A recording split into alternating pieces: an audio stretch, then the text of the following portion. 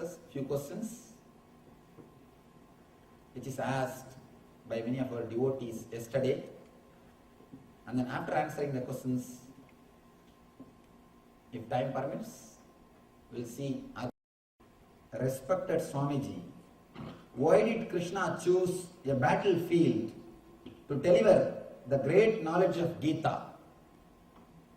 Because planet Earth is battlefield. Please be very clear. In last 2000 years of recorded history, we have fought 5000 wars. In last 2000 years of recorded history, we have fought 5000 wars. We are not doing anything except doing wars. Except fighting, we are not doing anything. The gap between one war and the other war cannot be called as peace, because that gap is preparation time for the other war, that's all. You do only two things. Either you fight or prepare for the next fight. You know, morning when you fight and go away to office, by evening the other arguments will be ready. You are preparing for the next fight. So, planet Earth is war field. That is the reason planet Earth is a battlefield. That is the reason Krishna chose battlefield to deliver his message. There are three kinds of situation on the planet Earth. One is win-win. Another one is win and lose. Third is lose-lose.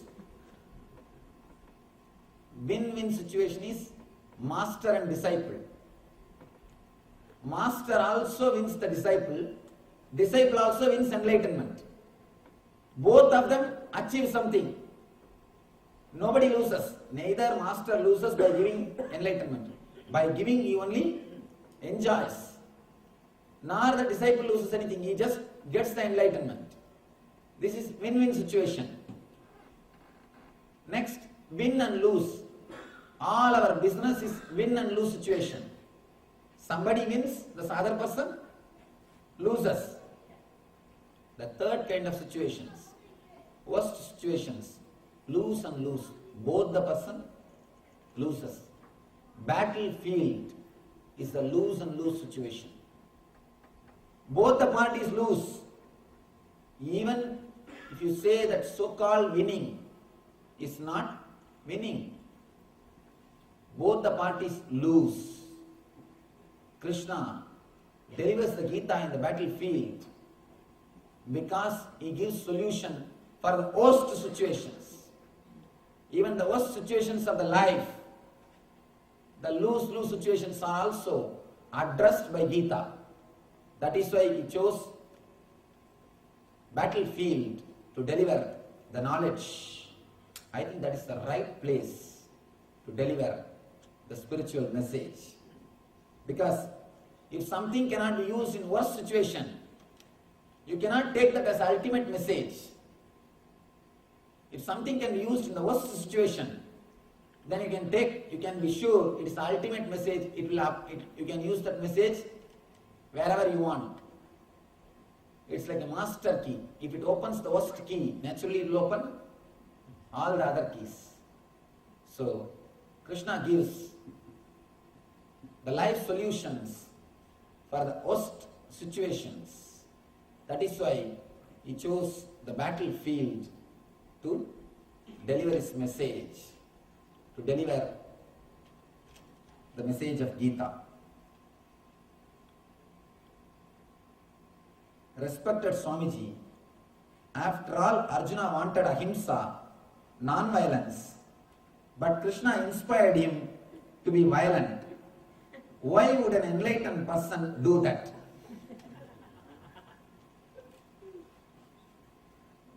Now please understand,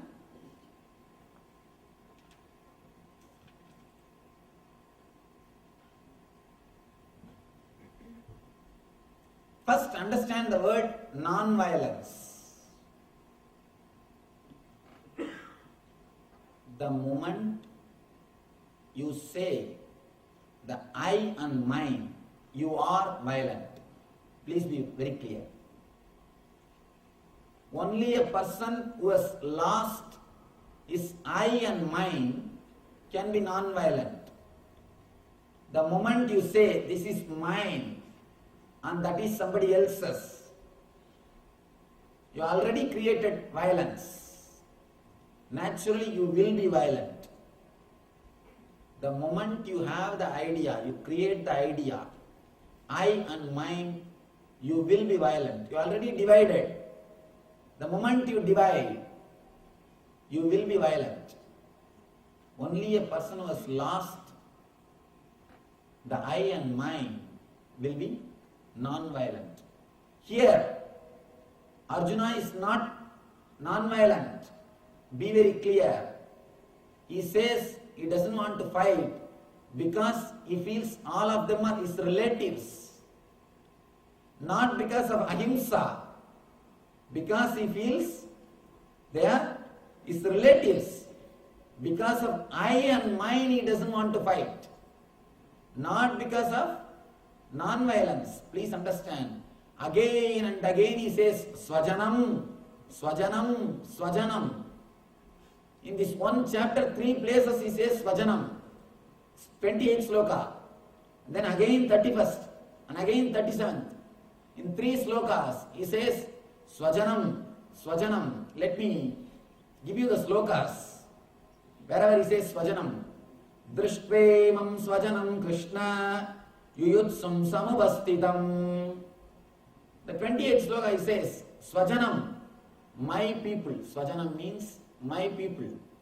And then again, the 31st, Nimittani cha pashyami viparidani keshava nasasreyo nupashyami hatva swajanamahave. Again Swajanam. The 3rd, Tasman narga vayam andum darta rashran swabandavan swajanam hi kadam hatva sukhinashyama matavaha. Again and again he is worried just because they are his relatives. When your I is involved, it can never be ahimsa. Please be very clear. When the war started, it started for dharma. But slowly he forgot the dharma. Instead of dharma, he started thinking, I am doing this war for my pleasure. Why should I do? I am doing this war for my pleasure itself is wrong. This war is not started for Arjuna's pleasure. It started for dharma's sake. Because the dharma was not established. Because the Duryodhana did not give the share, which is their due, which is Pandava's due. For dharma's sake the war started. But when the goal has changed, no, just for my pleasure I am doing the war, then all the confusion entered. As long as the dharma is goal, you will not have confusion. Here the confusion entered because the goal has changed. The goal has changed. Please be very clear, Arjuna is not refusing to fight because of non-violence. He is refusing to fight because of his attachment. One more thing you should understand. Your I and mine is invested on all your relatives. When your relatives die, you feel something is taken away from you. One thing important, not only your relatives, even if your enemy dies, you will feel the emptiness. You will feel something is missing. Why do you think these politicians, when both of them are alive, they will fight continuously? When one person is dead, the other person will give statements, condolence. The moment opposition leader dies, this guy gives condolence statements. And he really feels, because he is missing somebody in his life. You have invested your ego even on your enemy. Even if your enemy dies, you will feel something is missing. So here, he doesn't want to fight just because of his ego, just because of his fear, not because of non-violence. Please be very clear. Non-violence is different. Fear is different. Here he asks Krishna, Krishna, let me go away to forest. If Krishna says, yes, you go, after going to the forest, next day he will start hunting. Next day he will start hunting. You think he is non-violent? Next day he will start hunting. He will be violent because animals are not his relative.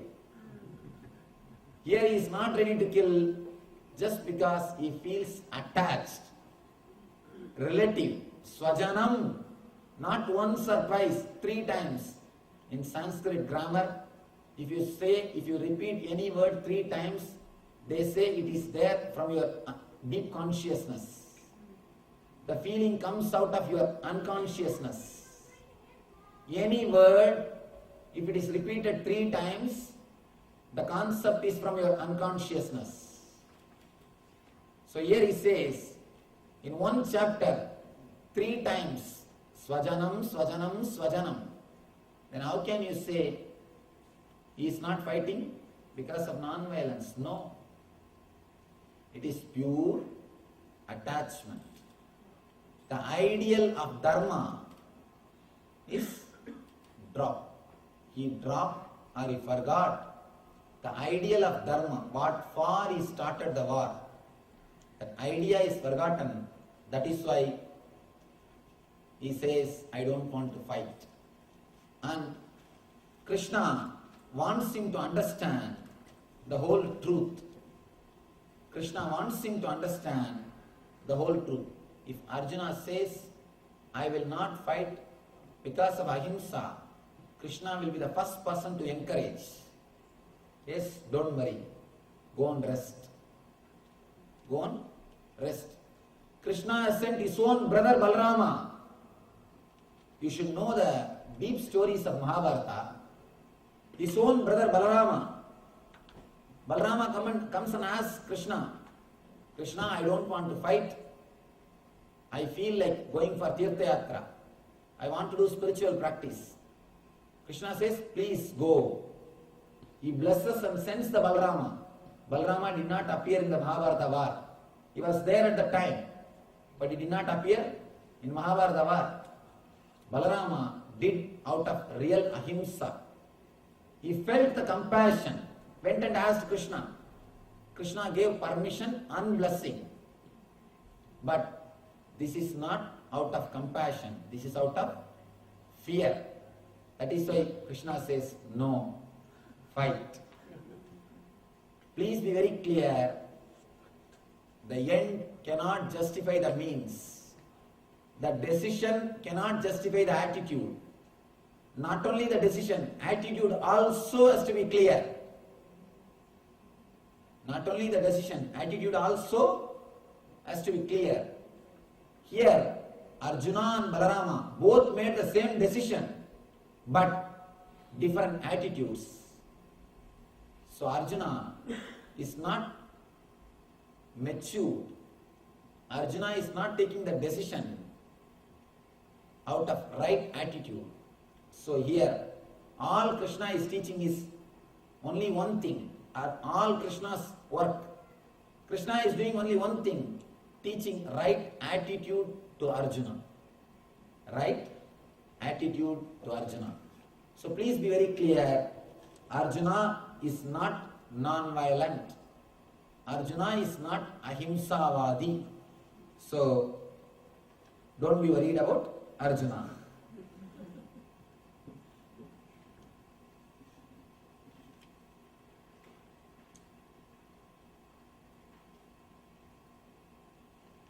Dear Swamiji, how could an enlightened master like Krishna have so many thousands of girlfriends?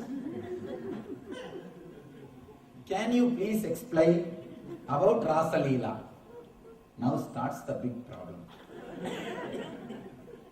I tell you, this question goes, how could an enlightened master like Krishna have so many thousands of girlfriends? Can you please explain about Rasa Leela? Only an enlightened person like Krishna can manage so many thousands of girlfriends. Just try second and third, then you will understand. If you have only one woman in your life, enlightenment is luxury. If you have two women in your life, enlightenment is option. If you have three women in your life, enlightenment is compulsory. Basic need. Without that you cannot survive. Please be very clear. Here we need to understand few things. If you read Bhagavatam, the whole Rasa Leela happened before the Krishna left Vrindavan. When he was 10, he left the Vrindavan. Please understand. Before he left the Vrindavan, Rasa Leela happened. He left Vrindavan when he was 10. Then how can you give any wrong meaning to the whole Rasa Leela? Whole thing is just child play. Somehow, we were not able to understand the whole Rasa Leela scene. We never studied Bhagavata deeply. Just a superficial hearsay. And we start criticizing. We start comparing. We start calling. We start naming things. Please be very clear. Rasa Leela is nothing to do with physical relationship. It's a pure Jivatma, individual souls celebrating the Paramatman, the superconscious energy. They were singing and dancing and celebrating the existence.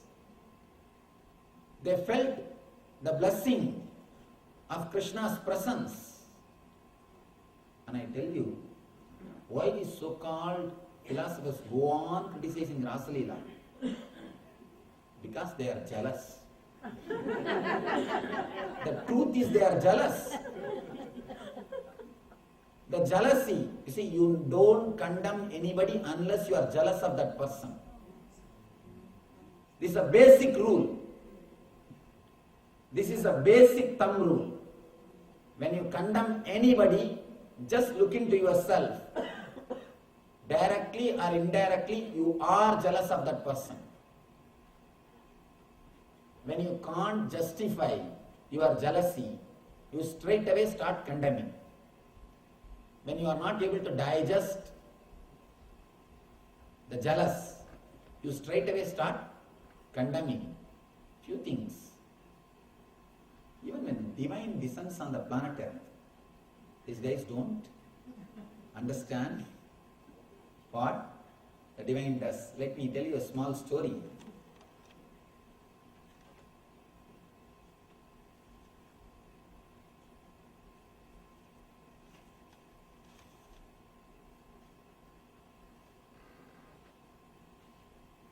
Once a young advertising agent, he goes to Seattle to have his lunch. In restaurant, he somehow finds Bill Gates. Bill Gates is sitting in one corner, he is eating. He went straight near to Bill Gates and said, "Sir, can you do a small favor for me? It will be really great. I will be eternally grateful to you if you do this small favor. I know you help so many people. You do so much of charity. Just do one small favor for me." Bill Gates asked, "What do you want?" "I will be sitting with my friends and talking. When you cross the table, just call my name and say, 'How are you?' Just inquire. Just call my name and say, 'How are you? How you are doing?' That's enough." This will change my image, and naturally I will encash on this whole image. Please do me this one favor. He gets thought, all right, after all I am doing so many things for so many people. Small thing I can afford. He said, all right, I will do. But somehow he forgets, Bill Gates forgets and goes to the room. After half an hour, suddenly he remembers. And he feels obliged. And he comes with all his compassion. This guy is sitting and talking, eating, he's waiting. Bill Gates comes and says, hi, how are you? What are you doing? This guy turns, Bill, I told you, I'm eating. Why are you disturbing me? I told you so many times, don't disturb when I'm eating. Why are you disturbing me? Same thing. When divine descends and plays with you, you criticize. Just how this young guy does. Just what he did to Bill Gates. The same thing you do when you criticize Rasa Leela. When you criticize Rasa Leela, when you misunderstand Rasa Leela, you do this same thing. Understand this one story, you will understand Rasa Leela.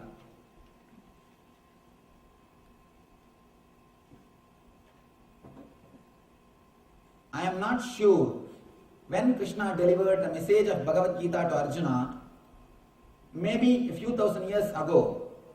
Do you think there is any relevance of Gita today? Gita is the only book which has got relevance. I can say Gita is the only book which says to live, which is life affirmative, which is not against the life. Any other book, any other spiritual literature makes your life into two parts, spiritual and materialistic. Gita is the one and only book which teaches you how to live. It is the only book which teaches you the quantum spirituality.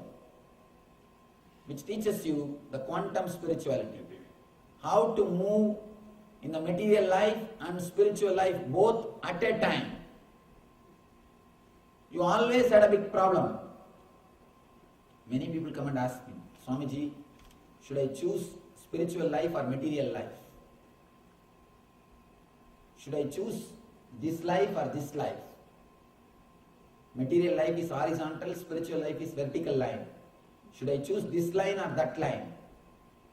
Please be very clear. You can travel in this line, in that line, same time, at a time. You can just explode in all the directions. Krishna is the one and only master. Gita is the one and only book which teaches you can travel in the horizontal line and vertical line at the same time. You don't need to choose between horizontal line and vertical line. You can just explode. There is no need to choose. A small story. One guy from America goes to London. He's traveling in train with a old English lady and gentleman. Old gentleman and old lady, couple. He's traveling with them. That old lady had a small pet dog. Suddenly the pet felt a little uneasy and jumped on this guy and pissed. Showered the tirtha. This guy felt really disturbed. This lady, instead of apologizing, she just started patting the pet. Oh, I don't know what happened to you. I think you are not feeling well. Anyway, he kept quiet. New place. Why to go unnecessarily for fighting? After half an hour, again this dog jumped on him and vomited.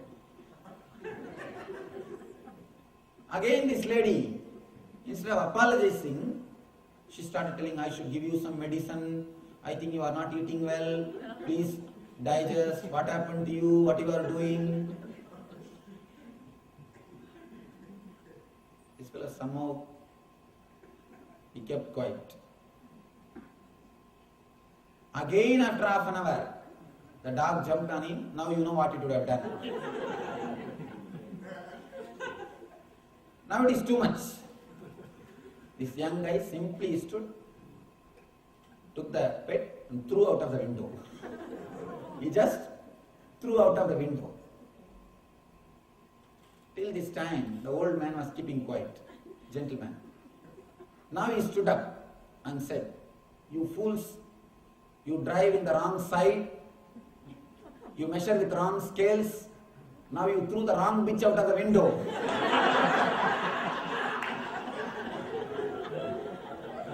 You threw the wrong person out of the window. When you choose, you always choose the wrong person. Please be very clear. Whenever you choose, you always choose the wrong thing. All choices are wrong choices. If you choose the spiritual life, you always feel you are missing the materialistic life. If you choose the material life, you always feel you are missing the spiritual life. Krishna is the only master. Gita is the only book which teaches you the quantum spirituality. You don't need to choose between spiritual life and material life. You can explode in both the directions. He is the first master who made spirituality as a practical living science. Till Krishna happened on the planet Earth, spirituality is only for those few who want to go and sit in the forest, think about the world. And only after Krishna, he brings a new light. He is a milestone. Krishna is a big breakthrough in the spiritual field. He is the person who introduces quantum spirituality. However, quantum is a big breakthrough in the physics field. Same way, he introduces quantum spirituality. You can move in the horizontal line, means the material life, and in the vertical line, spiritual life, at the same time, in the same space. There is no need to choose. So Krishna and the Gita is the only relevant book to be read in this modern day. Oh God, it's a nice question. Did Sanjaya really have the telepathic powers, or you are just telling stories? Did Sanjaya really had telepathic powers, or you are telling stories? Now I should tell you something.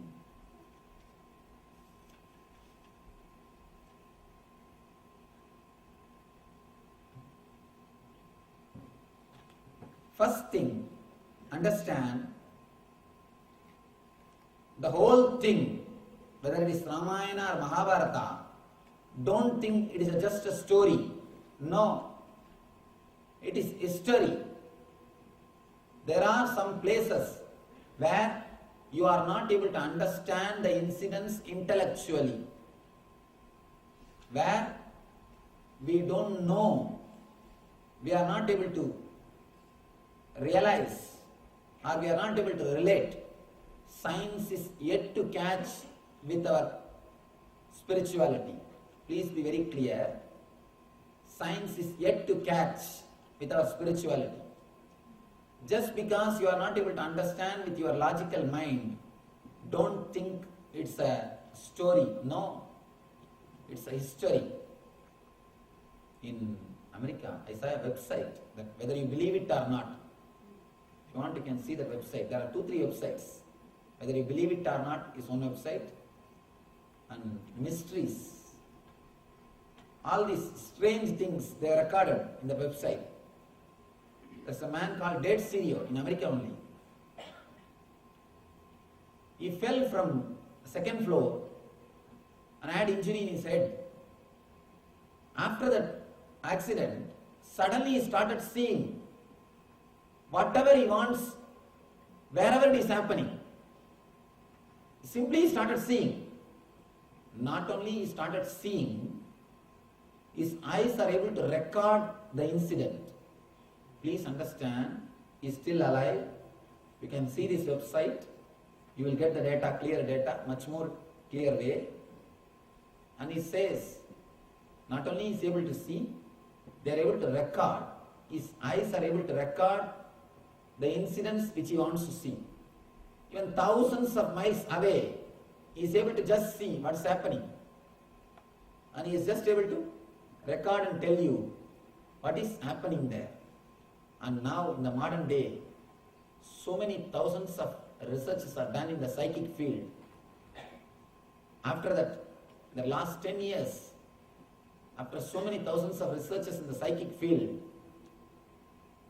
there's a clear proof we do have extraordinary powers, no doubt about it. There was another one,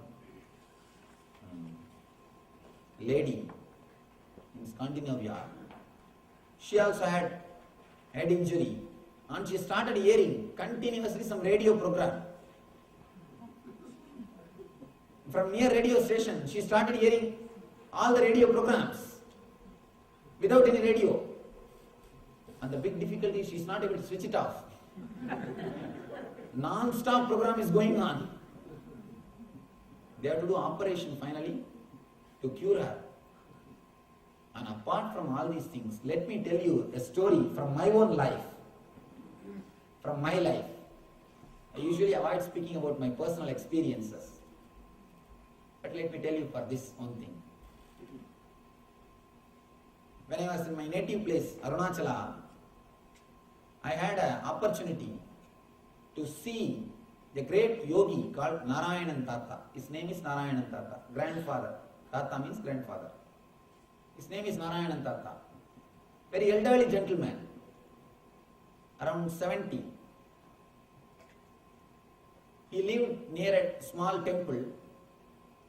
He used to predict and tell things. If somebody has lost some property, they will go to him and he will visualize or he will meditate and tell you where it is lost.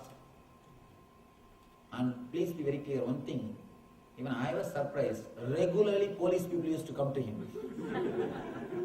He is the advisor for local police station. And just by his advice, the local police station is built separate Devi temple. Just because he advised, local police station, inside their police station, they have built a separate temple. Still now, if you go to Arunachala, the local police station, inside police station, there is a Devi temple. You will see his photograph there. I had opportunity to live around him more than 4 or 5 years. I was a small boy. I used to go and sit with him. Somehow he also liked me very much. So he will make me sit with him. I have seen with my own eyes, somebody came to him and said, they have lost some property. Some thief came and took away their properties. He just got an ordinary mirror. He took just an ordinary mirror, something like a black, thing. Anjanam, they say Anjanam. What do you tell in English? Just the Anjanam. That black thing. He applied on that mirror. And he took the hand and did some meditation. Chanted few words. Suddenly, the mirror started behaving like a TV. I tell you, I saw from my own eyes. With my own eyes I have seen. It clearly showed how the whole thing happened. The thief coming, and just like a video camera. If you have captured the video camera, how it will show. Much more clearly it shows how thief entered the house, and how he packed the things and how he left the whole face. And he can even do the pass and fast forward rewinding everything. He just did the pass and we could see the face clearly. The whole scene he showed. And then he told, he is in that village, go and catch. These people went and simply caught him, got the property back. I have seen with my own eyes. Not once or twice. At least I can say 100 times I have seen this happening with him. At least 100 times. Difficult to believe for any logical person, very difficult to believe. But whether you believe it or not, truth is truth. Sometimes truth is truth. I have seen personally he doing. So clearly he will show. And he is a regular advisor for local police station. Any big problem, the local police officers will be at his feet. And he will tell the thing, everything will be clear. And he never failed. At least, as far as I know, he never failed. Clearly he will show. Not only he will see, you can also see. Even the other persons can see. So be very clear, there is something called supernatural powers. Only thing, we lost the key of how to achieving it. Because of the Western education system, the cultural invasion, we lost the keys in India. The meditation, the master key is lost. That is why it is difficult for us to believe that Sanjaya had this telepathy power. But I tell you, if you do a little bit of meditation, if you can go a little inside you, you will see, you will experience yourself. Let me ask one question. Actually, somebody asked me in a meditation program, Swamiji, when I am in party, when I am in some program, suddenly I will remember somebody's name. Suddenly I will remember some old friend's name. And after 5 minutes I will see he will be there. And the house, when doorbell rings, suddenly I remember some old friend whom I have not seen for 5-6 years. When I open the door, he will be there. When a telephone rings, suddenly I remember somebody's name. When I take the phone, he is there on the other side. How this happens to me? Many times this has happened to me. How this happens? Why it is happening to me? I asked them, in how many of you at least once had this experience in your life? In that group, more than 80% raised their hand. Let us see here. How many of you had this kind of experience at least once in your life? More than 80%. Again, if it happens in one person's life, some one time, you can say it is coincidence. You can just brush it aside in the name of coincidence. If it is happening in so many persons of life, in so many lives, how can you say it is coincidence? It is something more than coincidence. You can't just brush it aside in the name of coincidence. So be very clear, there is something called extraordinary powers. All you need to do is, you should know the science of how to awaken that power. With the right meditation, the power can be awakened. It can be used. Just because we don't have the key, you can't say the power itself doesn't exist. So please be very clear, Sanjaya really had the telepathic powers to hear and see things. How do we know what type of being we are? Intellectual, emotional, or being? during our life do we have stages of each three characteristics? How do we know what type of being we are? Intellectual, emotional or being? The moment you ask this question, be very clear, you are intellectual.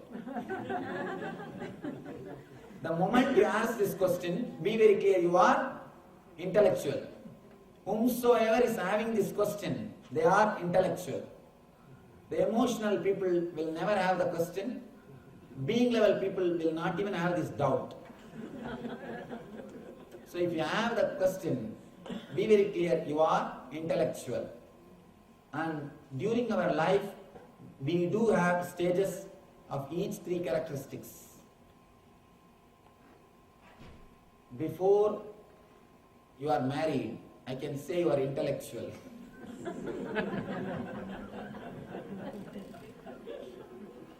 These young boys,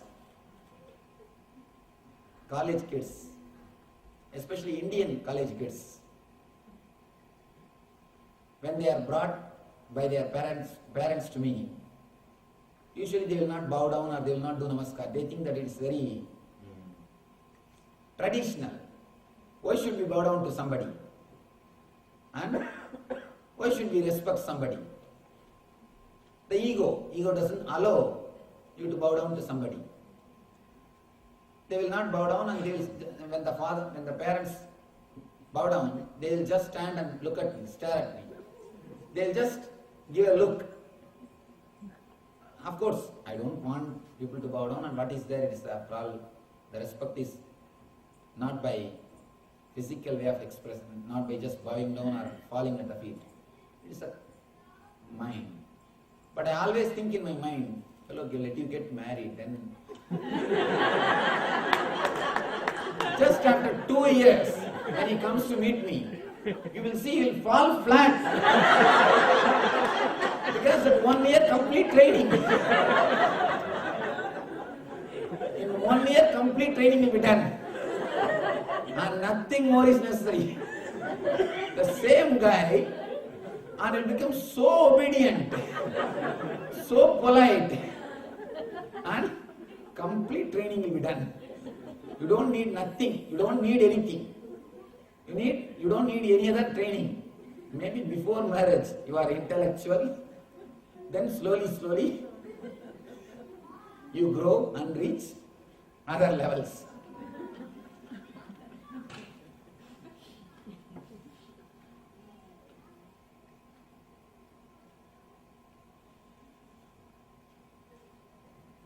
Somebody has written, I am not able to read some question.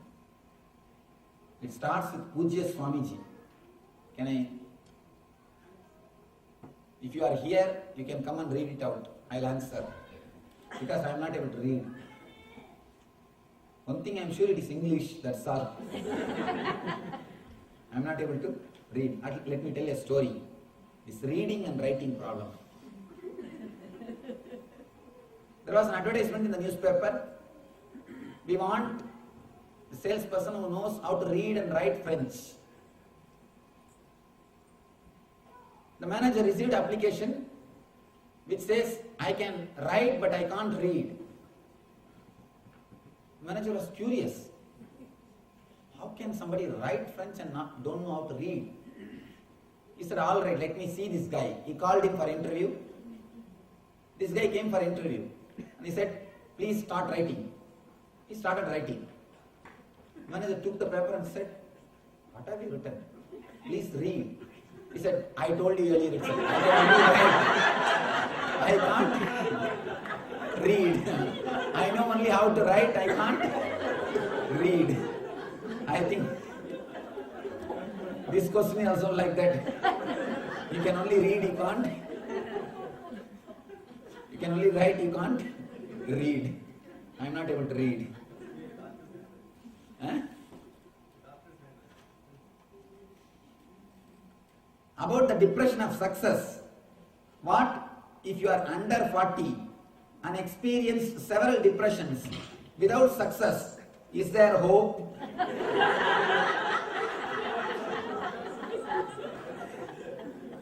Please be very clear.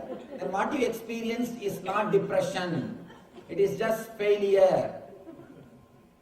Yesterday I told very clearly, depression of success comes only for mature beings. It is a gift from divine. It is a luxury in the life. I tell you, depression of success is the ultimate luxury. All cannot afford it. To have the depression of success, you need two things. All your outer needs should be fulfilled and you must be intelligent. All your outer needs should be fulfilled. Second important thing, you need to be intelligent. Only when you have both all the outer things, all the outwardly comforts and intelligence to look beyond, you will have the depression of success.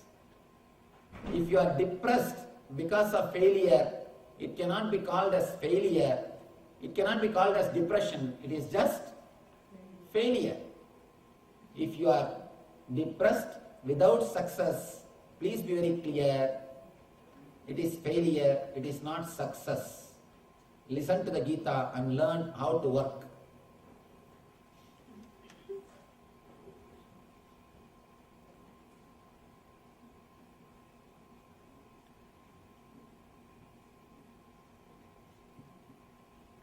If Krishna is the Jagat Guru, then why he did not help the world? He was only with Pandavas and Kauravas. What about the rest of the world?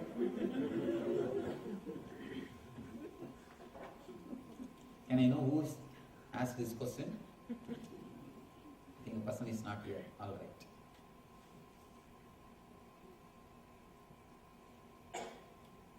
Again and again, Krishna happens on the planet Earth. But nowadays he is not bringing the peacock feather. He is not bringing the peacock feather. Krishna is the only master who assured again and again, I will be here. Paritranaya sadhunam vinasaya dushkritam dharma samstavanartaya sambhavami yuke yuke. Again and again I will come down. Paritranaya sadhunam vinasaya dushkritam dharma samstavanartaya sambhavami yuke yuke. Again and again I will come down. And he always fulfills his promises. Be very clear. You need little openness to experience him. That's all. Never think he is not here. People go and ask Ramakrishna. There was a group of devotees who were sitting in front of Ramakrishna and they were talking. Oh, we were not there in the Chaitanya's period. We would have seen Chaitanya, we would have experienced the divine love, the great love. We missed Chaitanya. Ramakrishna says, there were some fools who were sitting in front of Chaitanya and talking. We missed Krishna. We were not seen Krishna. The same people only come back and sit in front of Ramakrishna and say, oh, we missed Chaitanya. Again the same people will come and sit in front of Ramana Maharishi and they will tell, we missed Ramakrishna. Again he was sitting here and saying, we missed Krishna. Understand, all you need is just a little bit of openness. All you need is little sensitivity. If you have, you can listen the Krishna's flute here and now. If you miss it, you are missing it. So all we need to understand, all we need to do is to have little more sensitivity. Never think Krishna is not fulfilling his promise. He is fulfilling. Again and again and again. He comes down.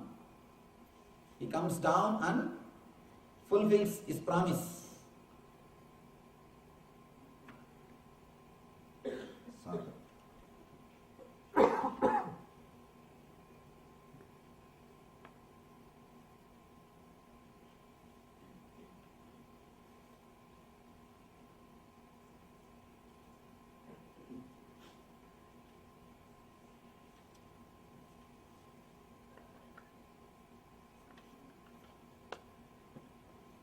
again and again, he fulfills his promise.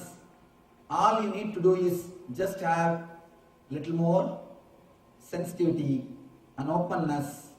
You can experience him wherever you are. There's one more question.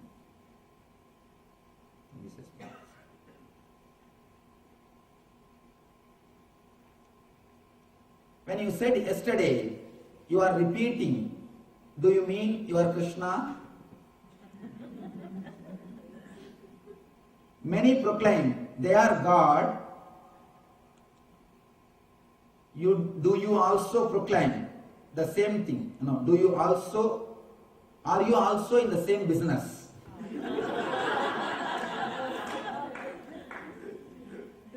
Nice question. May I know who asked this question? All right. Here he is asking, many proclaim they are God. Do you also proclaim you are God? I am not here to proclaim I am God. I am here to proclaim you are God. Please be very clear. I am not here to proclaim I am God. I am here to proclaim you are God. When Krishna says I am God, when Krishna says he is divine, when Krishna proves he is divine, he is preparing you, he is creating a situation in which you can receive his message and realize you are also divine. Please be very clear. When Krishna says, I am God, he is preparing you so that you can receive his message and experience you are God. Experience you are divine. That is why again and again Krishna has to prove, has to express his divinity. So be very clear. I am not here to proclaim I am God. I am here to proclaim you are God. I am not here to prove I am God. I am here to prove you are God. So just have the experience of the divinity in you. Just experience you are God. That is enough. Nothing else is necessary. You don't need to accept I am God, or you don't even need to believe I am God. You don't even need to bother whether I am God or not. Just believe you are God. Just understand you are God. Just experience you are God. That is enough. Nothing else is necessary. Thank you.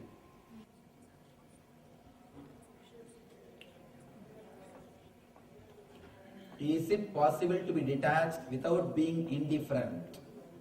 How do we keep our hearts open along the spiritual path? Please be very clear. Only a man whose hearts are open can be detached. If you are indifferent, you will only be dull. You will not be detached.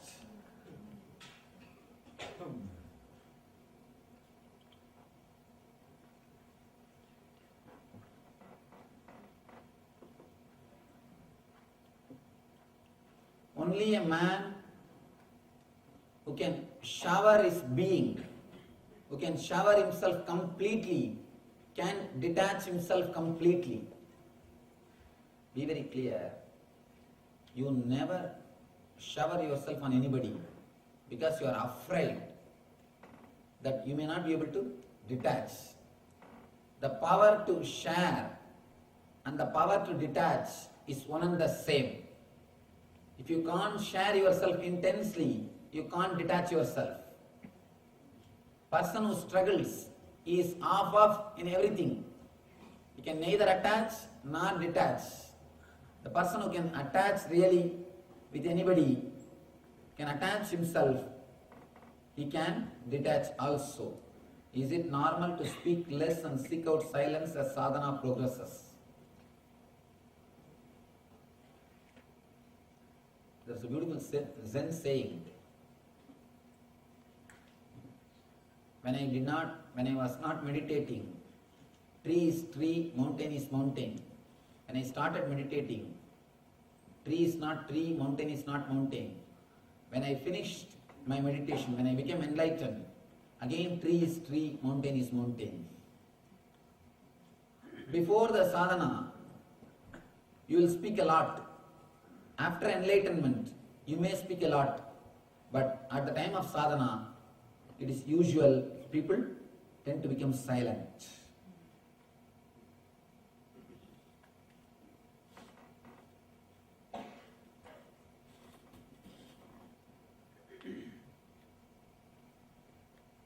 Here is a question. Swamiji, please be very clear. Oh, that is the instruction I got. First he gives the instruction. Please be very clear. Is Krishna and Christ the same? Both were born in a confided place. Krishna was born in Mathura, Christ in a place called Mathuriya, and both were shepherds and so on. If so, please explain. An historical controversy. I do not know the history because I am not a historian. I am not historian. I can say one thing. Spiritually they are one and the same. I can say according to spirituality. I can't say historically because I don't know anything about history. Surely I can't make any controversial statement about which I am not sure. I can say one thing, surely in the conscious level, they are one and the same. There are stories which says the whole Christ idea itself is from Bhagavatam. It travels and then the whole theory is developed or built or created and all these things. Of course, we don't know the truth behind these stories. Now there is a latest beautiful book, Da Vinci Code. Many of you read that book? Very controversial. But he is very solid. He is clear about what he is speaking. So we are not able to say complete no to him. I read that book. To tell you honestly, I am not able to say complete no to him. Because there are so many things which he says make sense. And there are so many research books which says that after the crucifixion, life of Christ, and between the 7 and 14, where Christ was, lot of research, lot of books. I have also read enough of books, but I am not able to say anything about this because we don't know anything. Everything is just assumption. Everything is just a theory. And I can say one or two interesting facts or one or two interesting things which I read in that book. The theory goes that Jesus had his training in Puri. In Puri there is a Buddhist monastery. He had his training there, and the Sermon on the Mount exactly is a translation of a Pali Sutra which is repeated in that monastery every day morning as a prayer. Exactly, verbatim. It's a translation of that prayer, that sutra, which is repeated in their monastery. And the original Pali is given and the translation is given. Verbatim translation. The whole Sermon on the Mount. There are so many things, so many research reports are coming out. We don't know anything about it. I can be sure of one thing, in conscious level, both are one and the same. In a physical level, I don't know. Next.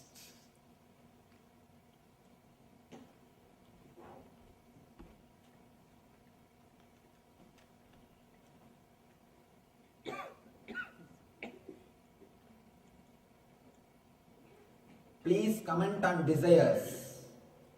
Most masters recommend sealing of desires. How can this be done? I can comment on desires, but I don't want to comment on most masters recommending. I can comment on the first part, commenting on desires, but I don't want to comment on this second statement, most masters recommend sealing of desires. How can this be done? I tell you honestly, sealing of desires can never be done. Suppression will lead only to perversion and other difficulties. You can do only one thing, transformation. Transformation is the only possibility. Suppression can never be done.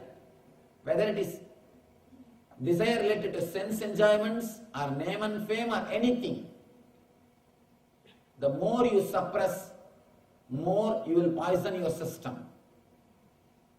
The more you suppress, more they go deep into your system. All you can do is only one thing, transforming the desires. If you want the transformation, enter into meditation, let your energies be transformed. Except transformation, there is no other way to escape from desires. Just divert the energy, let it become pure energy. When you transform, you will have the pure desire without directed towards any object. Desire without object is energy. When your energy is attached to some object, it becomes desire. When your desire is detached from object, it becomes energy. That is why in Vedic system we call desire as a Ichha Shakti. Desire energy. As long as there is no object, it leads you to bliss. When there is object, it leads you to bondage. You can only transform or purify it through meditation. You can never suppress. Suppression will lead only to more and more troubles and problems. A small story. Very old monk, 80 years old monk, senior monk, was interviewed by a junior brahmachari, novice, junior monk. The junior monk is asking the senior elder monk, Master, how to control the bad thoughts? How long these bad thoughts continue to come in the mind? The senior monk says, I don't know how long it will continue to come. One thing I know, till 80 years they come.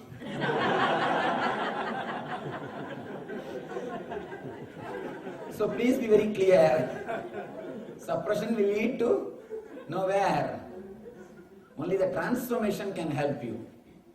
Work for transformation, not for suppression.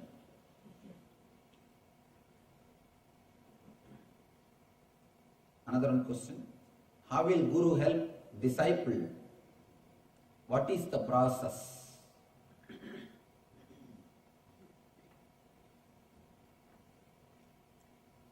I think the whole Gita is the answer for this question. The whole Gita is the process. It starts with the intellectual clarity, then gives the experience, takes him through the whole path and puts him in the same consciousness in which he is living. The whole Gita explains the process. If you listen to the whole Gita, you will be able to understand the whole process. The whole Gita is the answer for your question.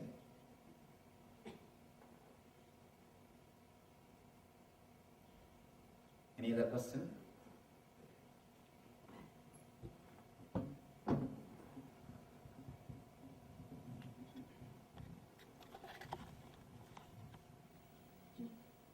Two questions, Swamiji.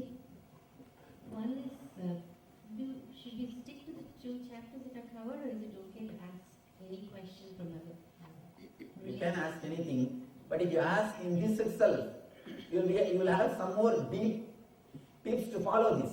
You see, I am not speaking more today because if I start speaking more, you will forget everything, just as Arjuna did. It's not that I have covered complete second chapter. No, I have not covered complete second chapter, but I know how much a human mind can receive. If I just stop with few concepts, these ideas will be working on you. Continuously, they will be working on you. The transformation process will happen. If I load you more than this, you will throw everything in the dustbin. That is the reason I stopped. I stopped with this one concept. Understand this one. Let it work in your mind. Let you understand this one. And understanding any one concept completely is more than enough. And if you put any other question, no problem, I can answer. But you will be getting more ideas instead of understanding. Vivekananda says beautifully, instead of reading the whole library, just take 5 concepts and digest them, enough. That's the reason. I just took few slokas and gave you the gist of the whole chapter, so that this can work on you. I am not speaking just to show that I know. I am speaking just to show that you should know. I wanted you to experience the whole Gita. That's the reason I am giving part by part, step by step. Let this go into your being. Let this work on your being. Let this do the process. The next day we will take up the other concept, the next idea. That's the reason, step by step, I am trying to take you through that process.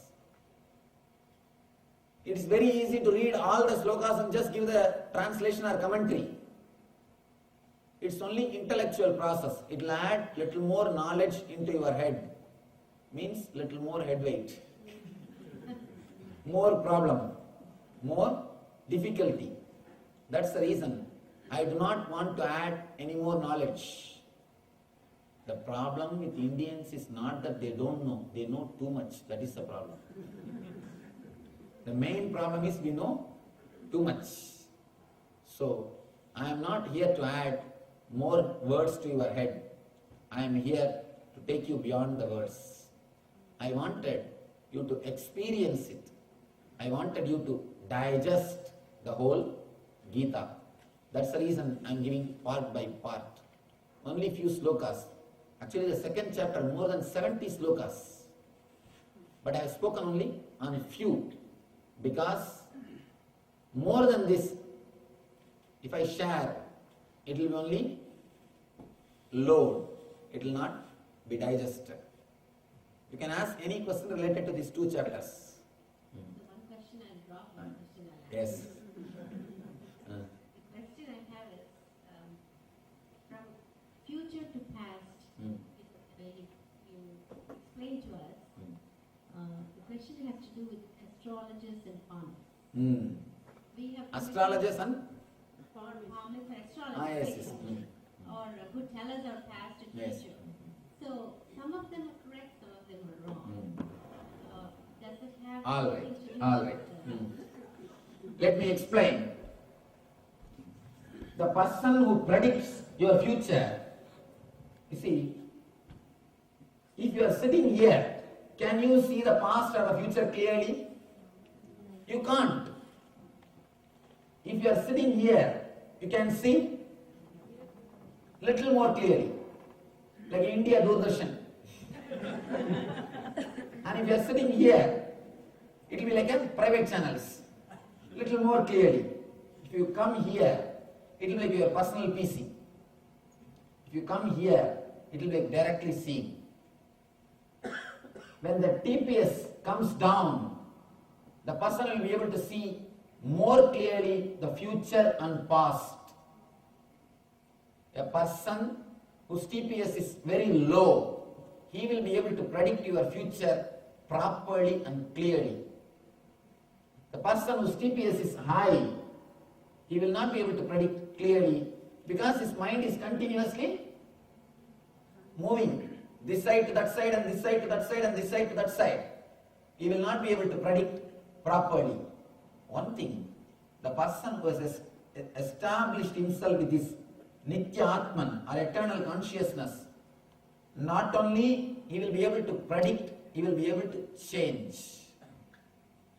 That is why they say, there is a beautiful sloka, Brahma with all his difficulty, sweating with all the pain, he writes your life on your head. He writes by his hand on your head. Brahma's handwriting will be just erased by Guru's left leg. When he walks, he erases it. A man who is established in that eternal consciousness can just erase what is there in the future or in the mind.